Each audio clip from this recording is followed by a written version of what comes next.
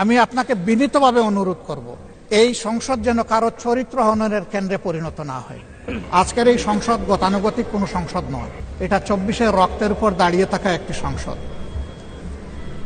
আজকে আপনি এই মহান সংসদের স্পিকার বা অভিভাবক নির্বাচিত হয়েছেন এবং আপনার সাথে ডেপুটি স্পিকার হিসেবে জনাব কায়সার কামাল সাহেব নির্বাচিত হয়েছেন।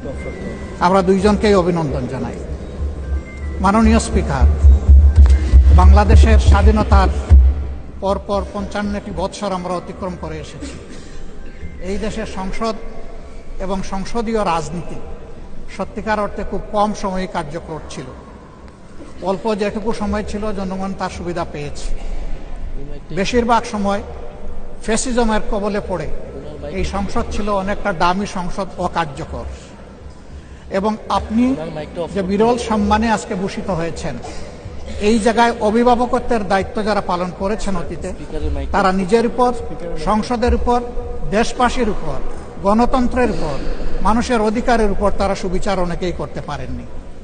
আমরা আশা করি আপনার এই অভিভাবকত্বের জায়গা থেকে, আপনি যদিও একটা দল থেকে নির্বাচিত হয়ে সংসদে এসেছেন, কিন্তু ইতিমধ্যেই আপনি ঘোষণা দিয়েছেন যে আপনি জাতীয়তাবাদী দলের স্থায়ী কমিটির সদস্য পদ থেকে পদত্যাগ করেছেন।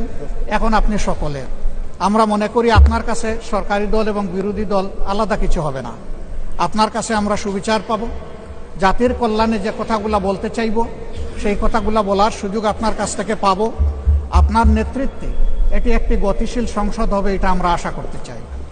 আমরা আশা করতে চাই অতীতে যে মন্দ নজির সৃষ্টি হয়েছে বিভিন্ন সময়, এটি নতুন করে আর হবে না। আজকের এই সংসদে অনেক তরুণ সদস্য এখানে আজকে এসেছেন। আমিও বয়সে একটু বেশি হলেও আমিও তরুণ। আমার জীবনে এটা প্রথমে এই সংসদে ঢোকা, সুতরাং আমিও তরুণদের একজন। সেই তরুণরা যারা এখানে প্রাজ্ঞ আছেন, অতীতে যারা এই মহান সংসদের সদস্য বারবার নির্বাচিত হয়েছেন, তাদের কাছ থেকে আমরা ভালো কিছু শিখব।